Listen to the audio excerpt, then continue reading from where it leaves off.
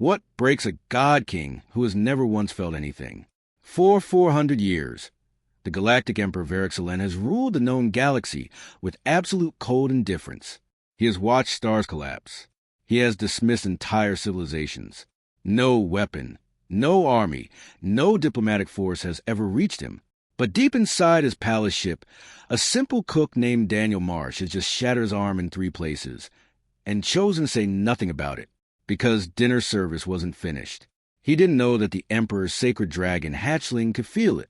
He didn't know that the creature would cry out for him, broadcasting his hidden agony through 17 corridors of the most powerful vessel in the galaxy.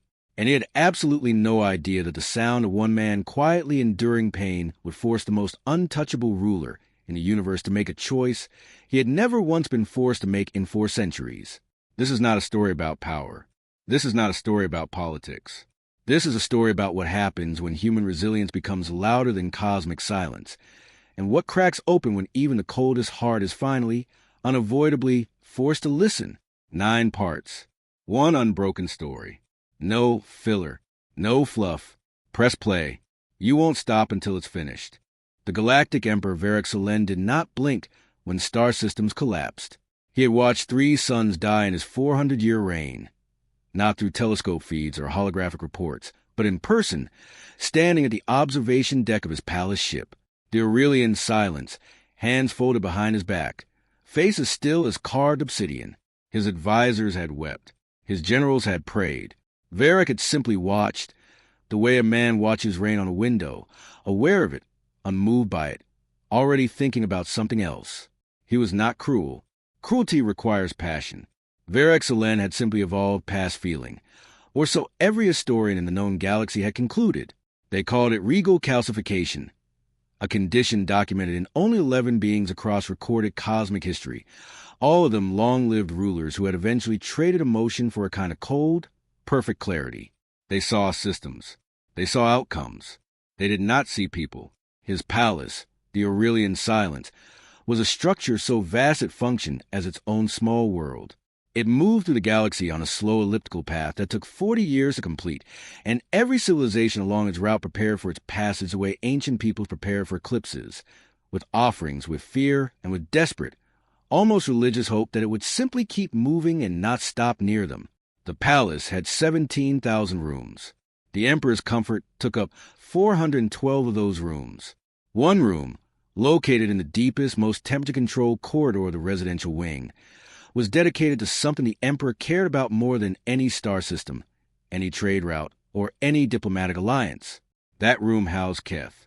Keth was a Dervosi hatchling, the last known offspring of a species so ancient that their biology had been written into the earliest cosmological records of the galaxy. The Dervosi were not dragons in any mythological sense. They were something more precise than myth. Their bodies were semi-translucent, their internal organs glowing faintly like cooling embers seen through smoke glass. They had 4 wings that folded flat against a long, serpentine torso, and when they called out, when they truly sang, the sound was said to resonate at a frequency that older civilizations had once used to calibrate their most sensitive instruments. They were also, by a biological accident of profound consequence, deeply and irreversibly empathic. They lacked the emotional empathy that a kind person possesses. Physically empathic, neurologically linked. A Dervosi hatchling, in its first 3 years of life, formed something scientists called a Varek bond, a psychobiological tether to any living being it spent more than 40 continuous hours with. The bond worked through a cluster of sensory neurons in the hatchling's spinal ridge that were essentially external, exposed nerve endings that vibrated in sympathetic resonance with the nervous systems of bonded beings. Whatever the bonded felt, the Dervosi felt it too, translated into its body's language. Varek Solenne had acquired Keth 18 months ago from the ruins of a Dervosi nesting site in the Outer Reach, the only surviving egg from a clutch of 9. He had not acquired it for sentiment. He had acquired it because Dervosi hatchlings, historically, had been used by ancient emperors as living bioscanners. A bonded Dervosi could detect illness, detect deception, and detect poisoning in a host before the host's own body registered the threat. For a ruler who had outlived 4 assassination attempts and 2 poisoning campaigns, it was practical. What Varek had not fully accounted for What perhaps no one had properly warned him about was that Keth, in those 18 months, had bonded not only to him. The palace ran on a staff of approximately 9,000 people. Most of them were specialists, navigators, engineers, diplomatic liaisons, weapons technicians, and medical officers. They were chosen for precision and detachment, selected partly because they could work near the Emperor without the kind of emotional volatility that might disturb the carefully engineered atmosphere of the Aurelian silence. But a palace also needs cooks. Daniel Marsh was 34 years old, from a mid-tier colony world called Seto Prime, which was a kind of place that produced excellent tradespeople and absolutely no politicians. He had copper-brown hair that he kept cut short for practical reasons, a jaw that had been broken and reset twice from kitchen accidents, and hands that were, by the assessment of anyone who had eaten his food, something close to miraculous. He had been recruited for the palace staff 6 years ago after his spiced grain bread had, according to legend, made a Solenian ambassador cry in the middle of a state dinner. The ambassador had been embarrassed. The emperor's chief steward had taken note. Daniel did not work near the emperor. He worked in Sub-Kitchen 4, which served the mid-level staff, navigators, technicians, and the lower diplomatic aides. His food never reached the emperor's table. His name had never passed through the emperor's awareness. He was, in every functional sense, invisible, but he was not invisible to Keth. 6 months ago, during a routine inspection of the residential wing's heating systems, Daniel had gotten turned around in the unfamiliar corridors and ended up outside Keth's chamber. The door had been ajar, a maintenance malfunction, later blamed on a faulty seal. And the hatchling had been alone, its keeper temporarily absent.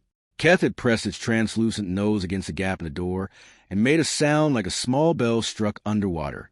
Daniel, who had grown up around working animals on Seto Prime and had an instinctive, unthinking ease with creatures most people kept at arm's length, had simply crouched down and held out his hand. Keth had pressed its spinal ridge against his palm. The bond, as it turned out, was not selective. Nobody knew about the accidental bond. The bond was not known to Keth's official keeper, Advisor Pell, who handled the hatchling more like a diplomatic tool than a living being. Not the emperor. Certainly not the palace's medical staff, who had no reason to run a scan on a sub-kitchen cook. Daniel himself only knew because over the following weeks he had noticed that whenever he was worn out, Keth, referring to the hatchling's behavior logs, which were technically public record in the palace's administrative system, would sleep more. When Daniel burned his wrist on a soup pot, Keth had reportedly paced its chamber for 2 hours. He quietly made a connection, told no one, and privately decided it was the most extraordinary and inconvenient thing that had ever happened to him. He kept his distance from Keth's wing after that. For 4 months, he kept his distance, and everything was fine. Then, on a Tuesday, the galaxy still ran on Terran Standard Weeks, a bureaucratic holdover from the early expansion era that nobody had ever bothered to correct.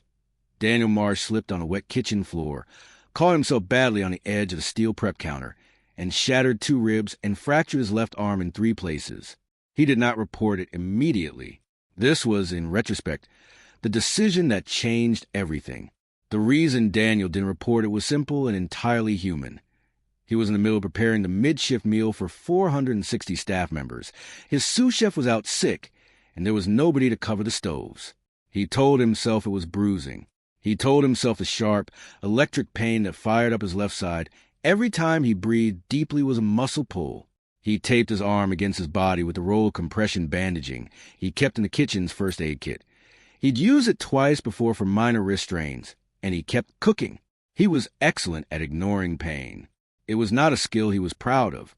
It was a skill that develops slowly in people who grow up in places where stopping is impossible. Pushing through is the only option, and rest leads to consequence. Seto Prime had taught him that lesson early, and had never quite unwound itself from his nervous system.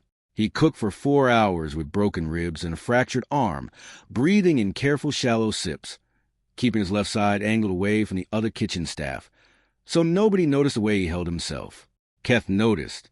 From 17 corridors away, behind 3 feet of insulated palace wall and a temperature-controlled chamber door, Keth noticed. Advisor Pell's official record of the incident began at approximately the 2nd hour of Daniel's shift, though nobody would piece the timeline together until much later. Second hour, subshift 14. Hatchling displays a typical vocalization. Initial assessment. Possible respiratory irritation. Log for observation. The vocalization Pell described was nothing like Keth's normal range of calls. Dravosi hatchlings at 18 months typically produce 3 categories of sound: a low, resonant hum when content, a sharp clicking sequence when alert, and a clear, high-frequency tone when distressed. The sound Keth began producing at that second hour belonged to none of these categories.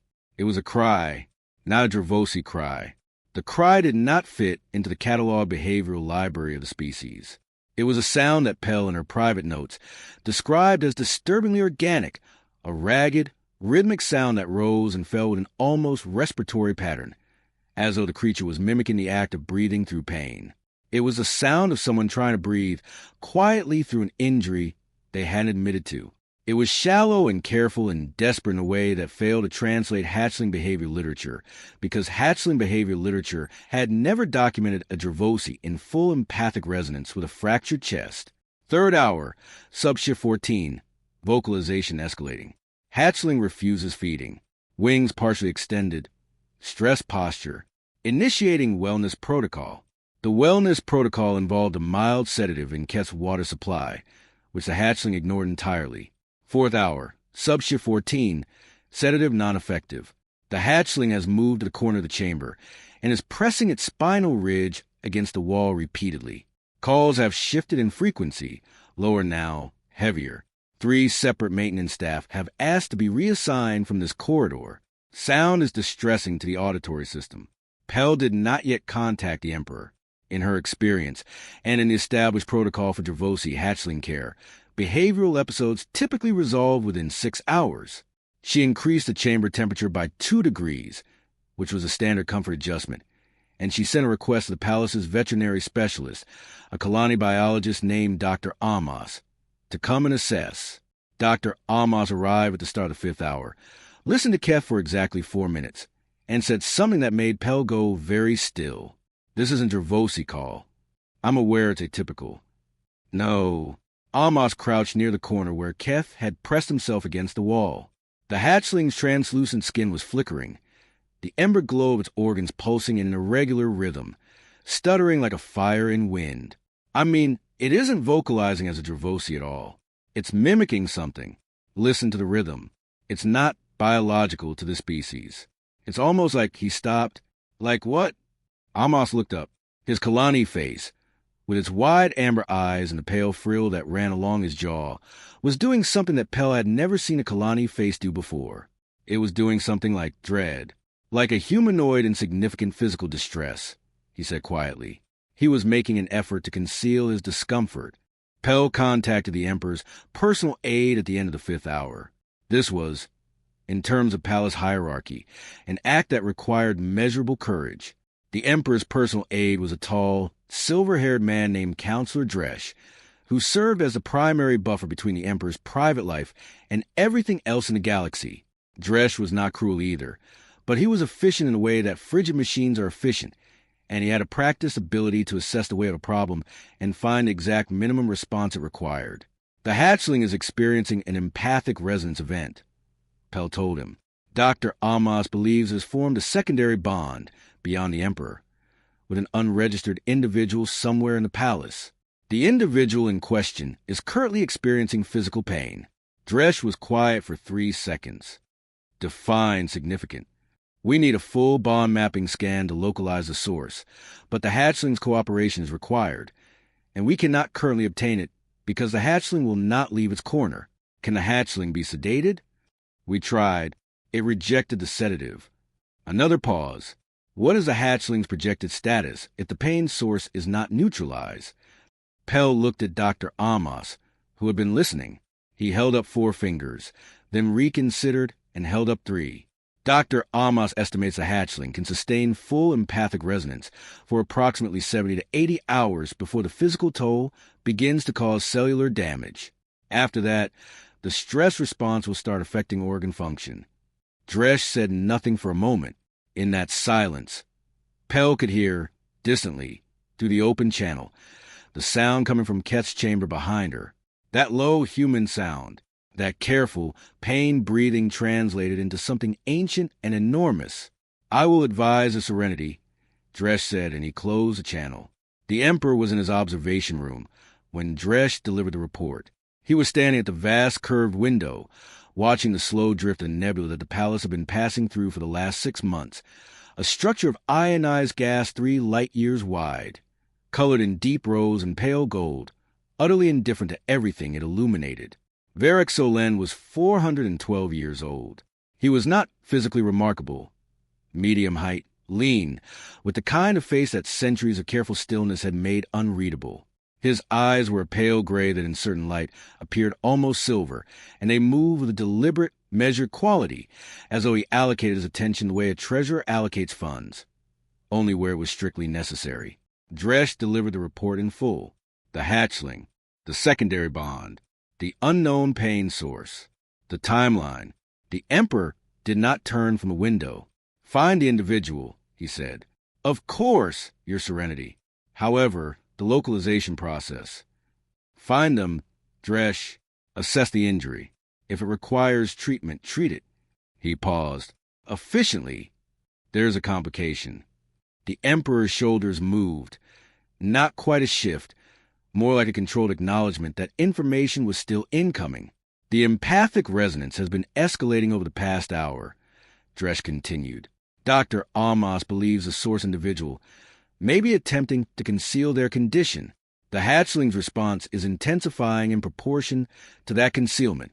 The more the source suppresses, the more the hatchling amplifies." There was a prolonged period of silence. "The hatchling is broadcasting," the Emperor said. It was not a question. "In a manner of speaking, yes." "What frequency?" Dresch produced a data report. The soundcath was generating had, in the last hour, shifted into a range that moved through the palace's structural walls without significant dampening. It was now audible at low volume in approximately 40% of the palace's inhabited sections. 17 corridors, 3 residential wings, 2 engineering bays. The Emperor turned from the window. He looked at the data report for exactly the time it took to read it. "Find them now," he said. His voice had not changed in temperature or volume, but there was something in the word now that Dresch, after 30 years of service, recognized as the closest thing Varek Solenne came to urgency. They found Daniel at the end of his shift. He was cleaning his station, one-handed, slowly, with the focused economy of someone who had long since exhausted their pain tolerance and was now operating purely on the mechanical habit of routine. The compression bandaging had loosened over the course of the shift and was now doing functionally nothing. His left arm hung at an angle that made the 2 junior kitchen staff who were present feel vaguely sick, though neither of them had looked at it closely enough to understand why.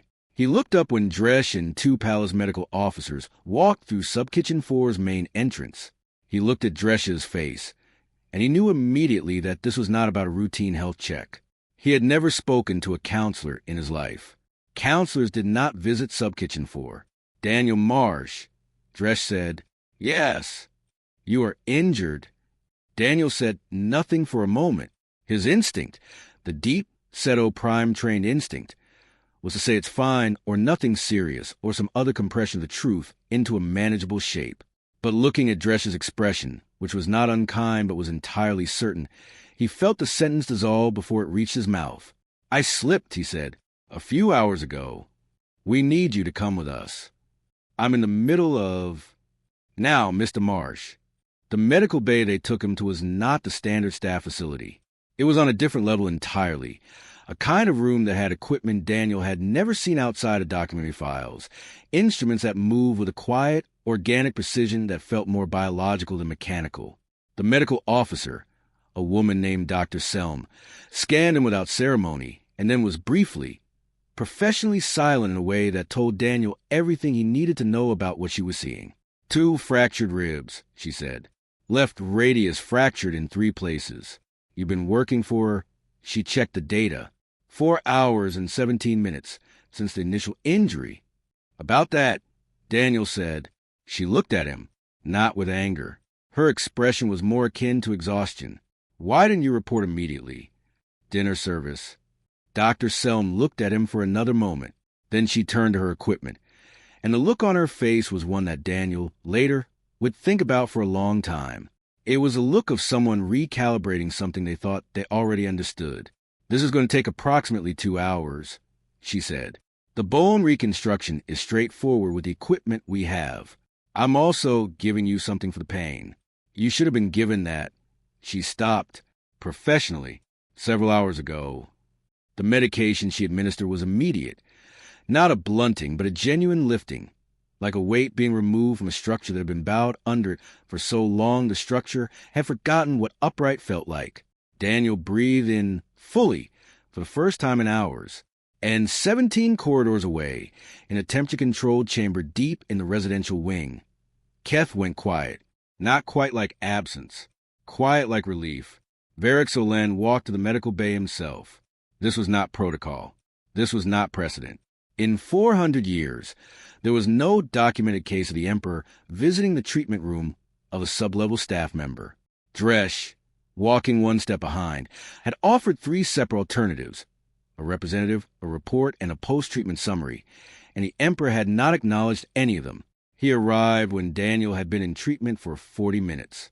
Dr. Selm, to her significant credit, did not appear to panic, though the slight rigidity in her spine suggested something close to it. She stepped back from her instruments and stood at professional attention. Daniel, lying on the treatment surface with one arm immobilized in a bioreconstruction sleeve, and the first genuine absence of pain he'd experienced in hours, registered the Emperor's arrival, the way you register something that your brain immediately refuses to classify. He blinked. He started to sit up. "Don't," the Emperor said. Not harshly. Daniel settled back. Varek Solenne stood at the side of the treatment surface and looked at Daniel Marsh with those pale silver eyes, and Daniel had the strange, vertiginous sensation of being examined by something that was trying to remember how to examine people rather than systems. "You cooked," the Emperor said, "for 4 hours, with broken bones." "Yes, Your Serenity." "Why?" It was such a direct question, so stripped of ceremony, that Daniel answered it directly, without the defensive hedging he might otherwise have reached for. 460 people needed to eat, he said. There was nobody else to cook. The Emperor was quiet. This quality of his silence was, Daniel would later describe, not like emptiness. It was dense. It was a silence of someone processing something that required more than usual space. "That is not rational," the Emperor said finally. "No," Daniel agreed. "Probably not. You could have reported the injury. The meal could have been delayed. Alternatives exist in every system." "I know," Daniel said, "but they'd have been hungry." Another silence. Longer. "Hunger," the Emperor said, "is temporary." "So is pain," Daniel replied.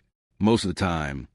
Dresch, standing near the door, was performing the subtle physiological regulation behaviors that a man develops after 3 decades of watching his Emperor interact with the galaxy. The controlled breathing, the careful maintenance of a neutral expression, and the internal calibration between this is fine and this is unprecedented. What was happening in this room was unprecedented, not because the Emperor was speaking to a cook. Varek Solenne was not a man who considered rank in his personal interactions. He simply considered relevance, and most people were not relevant to him. What was unprecedented was the quality of his attention. He was looking at Daniel Marsh the way Dresch had seen him look at a dying star, with the beginnings of something that, if it were to be named, might be called interest. "The hatchling bonded to you," the Emperor said. Daniel's expression shifted. "I suspected that. You knew and said nothing." It seemed like the kind of thing that would cause a disruption. It caused a disruption regardless. "Yes," Daniel admitted. "I'm sorry about that." The Emperor tilted his head slightly, a gesture so small it might have been imagined, except that Dresch had never seen him do it before. "You are apologizing for the hatchling broadcasting your pain through 17 corridors of my palace." "I'm apologizing for not reporting the injury sooner," Daniel said. "The broadcasting wasn't something I could control." "No," the Emperor said. "It was not." He was quiet for a moment, and in that moment Dr. Selm's equipment hummed softly, and somewhere in the palace Keth made a small sound. The bell struck underwater sound, the contented one. The Emperor heard it, even from this distance. even through the walls. He heard it. Daniel watched something move in those silver eyes, something that was gone before to be identified, retreating back behind 400 years of careful distance. The Dravosi bond without discrimination, the Emperor said. It was almost as if he was speaking to himself. I was aware of this. I did not account for its scope. I didn't either, Daniel said. No, you simply held out your hand. By the time the Emperor left the medical bay, the palace had been awake for 6 hours, with Keth's cries still echoing in the memories of anyone who had heard it. That was the thing about the sound. It did not leave cleanly. Sound at that frequency, Dr. Amos would later explain in his formal report, carried a secondary resonance property specific to Dravosi biology. It did not just travel through walls. It is embedded. The vibration found the harmonic signature of humanoid bone structure and settled into it, like a tuning fork held against a table. The people who had heard it, the navigators, the engineers, the diplomatic aides, carried it with them through their shifts. A low, phantom echo, a memory of someone else's pain. This was not something anyone had planned, but it had an effect. The palace ran on the principle of professional distance. Everyone who worked aboard the Aurelian Silence had been selected, in part, for their capacity to contain their own emotional responses, to function within the Emperor's atmosphere of cold efficiency without friction or disruption. They were good at it. They had practiced it. But they were still humanoid, most of them, and the thing they had heard through the walls was not an alarm or a mechanical fault or any of the sound their training had prepared them for. It was grief translated into a register they did not have a defense against. And under it, once they understood what it was the knowledge that the source had been a man cooking dinner for 460 people with 3 broken bones and 2 shattered ribs, not saying a word about it, because he didn't want anyone to go hungry. Sub-Kitchen 4 received 17 unofficial food deliveries in the 24 hours following Daniel's treatment. People left things outside the door, small things, the kinds of things that people who work in palaces carry with them and rarely give away. A senior navigation officer left a jar of spiced oil from her home colony. An engineering tech, a huge man named Bora who Daniel had never spoken to, left a note that said only, "Eat something, idiot," with a great deal of evident effort. The man had also drawn a small picture of a bowl of something steaming, in case the message was unclear. At the same time, in the upper administrative levels of the palace, a different kind of reckoning was taking place. The Emperor had deployed, for a sub-level kitchen worker, the full resources of the palace's advanced medical bay. The bioreconstruction equipment used in Daniel's treatment was ordinarily reserved for senior diplomatic staff and senior officers.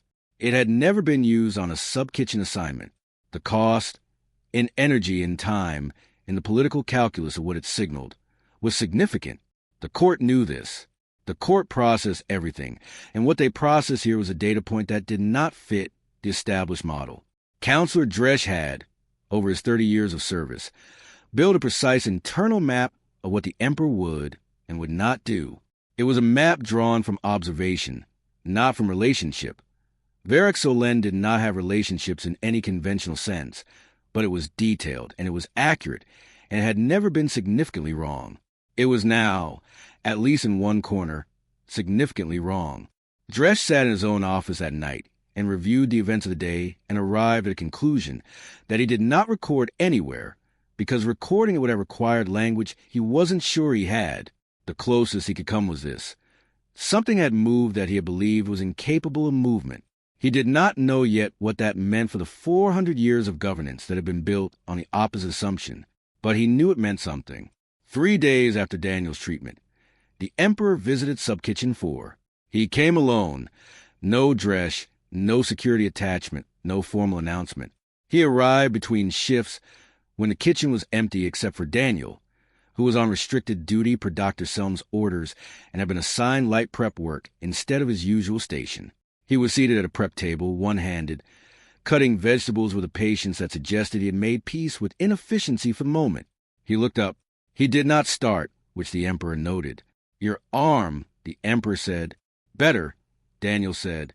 "Full reconstruction in another week, apparently." The Emperor looked around Sub-Kitchen 4 with the same quality of attention. He gave everything, complete, calibrated, and brief. It was a functional space. Clean and organized in particular organic way of rooms that are used heavily by people who know them well, where the logic of the arrangement is invisible to outsiders because it lives in the habits of the people who work there. This space reflects the efficiency and familiarity developed over years of use. You prepared meals here, the Emperor said, for 6 years. Yes, for staff I have never met. Most of them, Daniel agreed, though some of them have met you, others have not, in professional contexts, and you fed them. That's the job. The Emperor pulled out a prep stool, an entirely ordinary stool, the kind that had been purchased in bulk and showed particular wear of heavy daily use, and sat down across the prep table from Daniel. The event was, again, unprecedented. But Daniel had reached a point where unprecedented things involving this man had begun to feel, if not normal, then at least continuous with each other. Keth has been different since your treatment, the Emperor said. Daniel waited, more settled, but also more. He paused, and the pause had an unusual quality, as though he was searching for a word in a language he was slightly out of practice with. More present. It now watches the door of its chamber instead of the center of the room. It is waiting for something. It's probably waiting for me to visit, Daniel said. Then, carefully, if that would be permitted, the Emperor looked at him for a moment. Why did you stay away from it after you realized the bond? Because I was afraid of causing exactly what happened, Daniel said. The disruption. Something that size shouldn't have to carry what I carry. What you carry, the Emperor repeated. It's the daily physical struggles of being a cook, Daniel clarified. Burned hands, sore back. I didn't think it was fair to pass that along to something that can't understand why it's feeling it. The Emperor was quiet for longer than usual. You were protecting the hatchling, he said, from your own ordinary pain, trying to, and then you were injured, and your attempt to protect it from smaller pain led directly to it experiencing its larger pain. Yes, Daniel said, that's fairly accurate. That is a system's error, the Emperor said. It sounded almost like he meant it as comfort, the diagnosis a logical fault, which his framework was perhaps the most useful thing he could offer. But then he said quieter, I made the same error. I kept Keth away from the general staff to prevent unnecessary resonance events. What I prevented instead was early bond mapping. I would have found the connection to you. I would have known the risk. Daniel looked at him. So we both made the same mistake, he said. In parallel, the Emperor agreed.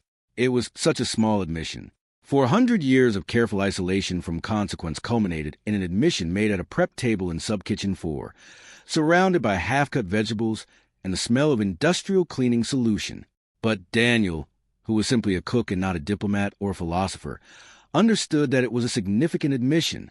You can come to the kitchen, Daniel said. You don't have to announce it. I'll make sure there's something on the stove. The Emperor looked at him with an expression that had no name in any language Daniel knew. I don't eat, Varek said, in social contexts. I know, Daniel said, but Keth does. What changed after that changed quietly? That was the thing that historians would later struggle to convey. When they tried to reconstruct the period aboard the Aurelian Silence became known in administrative records as the Resonance Quarter, a 6-month stretch beginning with Keth's cry, and ending with a series of policy adjustments so quiet and so incremental that they were almost invisible unless you knew what you were looking at. The first adjustment. The palace's medical bay was reclassified. The bioreconstruction equipment, previously restricted to senior staff, was made available to all permanent palace personnel. The official reason given was efficiency of care and operational continuity. There was no mention of a cook, hatchling, or fracture, but Dresch, who drafted a policy document, understood what he was writing, and so did everyone who read it. The second adjustment, staff rotation schedules were restructured to allow for what the new policy called cross-wing familiarization periods, essentially, time built into the schedule for staff from different sections of the palace to work in proximity to each other. The official rationale was operational redundancy. The actual effect was that people who worked for years in the same isolated section of a 17,000-room palace began, slowly, to meet each other. The third adjustment was less official and took longer to notice. the emperor began making irregular appearances in the non-restricted areas of the palace. Not announced visits, not formal inspections, just appearances in the engineering bays, in the navigation center. Once, in the secondary library, a junior diplomatic aide, who had been sleeping at her desk, woke up to find the emperor standing nearby. He appeared to be reading a physical format book on the shelf above her workstation, seemingly oblivious to her presence. She later identified this as the most frightening thing she had ever experienced, but also, upon reflection, the most strangely comforting. Varek Solenne did not become warm. The emperor did not seek warmth, but he became present in a way he had not been, and presence changes a closed system. Daniel's arm healed fully in 10 days. He returned to full kitchen duty. Life in sub-kitchen resumed its rhythm. Every week, the emperor, without a set schedule, would visit the kitchen in between his shifts. He sat on the same prep stool. Keth usually accompanied him. The hatchling had been given broader access to the palace following the resonance event, and it moved through the corridors with an ease that suggested it had always belonged there. It would settle near Daniel's prep station, make a small bell-like sound, and occasionally press its spinal ridge against Daniel's ankle in a gesture that Dr. Amos identified as bond maintenance and that everyone else understood as affection. The emperor watched. Sometimes he asked questions, practical ones, about the chemistry of cooking processes, about the supply chains for ingredients, and about how Daniel made decisions about what to prepare and how to prepare it. They were not personal questions at first. They were the questions of someone who had been processing the world as systems for so long that human activity was genuinely novel to him as a subject of study. But over weeks, they shifted. The staff, the emperor said one evening, watching Daniel season a large pot of something that smelled of garlic and something warm and woody that he couldn't identify. They left things for you. After the incident. Yes. Why? Daniel stirred the pot for a moment before answering. It's because they listened to Keth, he explained, and it made them feel something they don't usually let themselves feel here. And then they needed somewhere to put it. The food deliveries were somewhere. People generally put things in food, Daniel said, when they don't have other places. The emperor was quiet. Keth made the bellwater sound. I have never eaten in a social context, the emperor said. In 400 years. I know. I am not certain I would know how. Daniel looked at him, this ancient and solitary man sitting on a battered kitchen stool, and felt something that was complicated and simple at the same time, the particular tenderness that people feel for things that have been isolated for so long they have forgotten what company feels like. There's nothing to know, Daniel said. You just sit down. Part 9. The Thing That Bent. 6 months later, the palace received a diplomatic delegation from the Uresi Collective, a consortium of 12 systems that had been attempting to negotiate a trade treaty with the Solenian Empire for the better part of a decade. Previous delegations had left with nothing. The emperor's reputation for cold efficiency meant he approached negotiations as pure resource calculus, and the Uresi, whose culture ran on relationship and reciprocity, found the experience corrosive. The talks always failed at the same point, the moment when the human dimension of negotiation, the need to be seen, to be met, to be acknowledged as more than a variable, was simply not reflected back. This delegation arrived expecting the same. The first day of talks went by all accounts the way the previous delegations had gone. The emperor spoke in precise, economic terms. The Uresi lead diplomat, a woman named Tessali Vaughn, spoke in the layered, contextual language of a culture that considers every conversation also a relationship event, and the two of them talked past each other with the practiced precision of two perfectly incompatible instruments. At the end of the first day, with nothing resolved, Counselor Dresch extended an unusual invitation. The lead delegation members were asked to join the emperor for a meal. Tessali Vaughn accepted with the careful diplomacy of someone who has learned not to show surprise. The meal was prepared by Sub-Kitchen 4. Daniel had been given the assignment a week prior and had spent the intervening time researching Uresi culinary traditions, not to replicate them, because he understood intuitively that imitation in the wrong hands becomes condescension, but to find the point of contact, the shared logic of flavor and comfort, and the human need for warmth. The table was set in a room that had been, until recently, used only for formal state functions. It looked different now. Smaller somehow, despite its size. Less ceremonial. Keth was present. This was unplanned. Or rather, it was a kind of plan that isn't planned. The hatchling simply following the path of its bonds. It settled near the end of the table and watched the Uresi delegation with its ember-glow pulse and its patient, ancient eyes. Tessali Vaughn looked at it for a long moment. Then she looked at the Emperor. "It's bonded to you," she said. "Yes," the Emperor said. "And the others?" A pause, and then, in a register that Dresch would later describe as the closest thing to honesty he had witnessed in 400 years of proximity. "Yes." Tessali Vaughn looked at the food on the table. The Emperor, who had, for the first time in recorded history, sat down at a meal with people who were not advisors and had not eaten in 3 hours, picked up a spoon with the quiet focus of someone learning a new language. She picked up her spoon. "Tell me," she said, "about your cook." The treaty was signed at the end of the 3rd day. It was not the terms anyone had expected. Neither side got everything they'd modeled for. What they reached instead was something messier and more durable than either version, built from the residue of 2 days of actual conversation, which included compromises on key issues such as trade agreements and territorial disputes.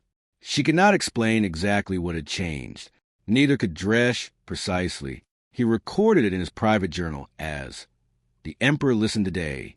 I do not know when he learned how. Daniel never learned about the treaty.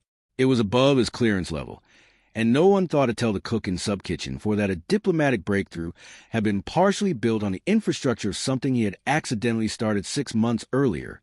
He found out a year later, from Bora, the enormous engineering tech, who had become a fixture in the kitchen between shifts and had the particular tendency of people who are bad at social gestures to sometimes, out of nowhere, say exactly the right thing.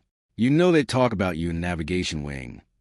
Bora said one afternoon, eating something Daniel had made without asking what was in it. Daniel looked up. "The cook who broke his arm and started the whole thing." Bora said, "That's what they call it. The whole thing." "What whole thing?" Bora gestured broadly at the air, at the ship around them, at whatever he meant by the entirety of the past year. "All of this. People talking to each other. The medical policy. The treaty." He shrugged. "The fact that the Emperor came to my section last month and asked me what I was working on. Stood there for 20 minutes. Asked actual questions." He paused. "It was very strange." "Strange good or strange bad?" Bora thought about it. "Strange, like something unfreezing," he said finally. Keth, at 2.5 years old, was approaching the end of the primary bonding phase. Dr. Amos estimated another 6 months before the hatchling's Vareth bonds would stabilize and stop expanding. After that, the psychic resonance would quiet to something subtler, a background awareness, a faint signal, rather than full broadcast capacity that filled 17 corridors with man's hidden pain. The Emperor had, in his own way, made peace with what that period had revealed about his most prized creature and about himself.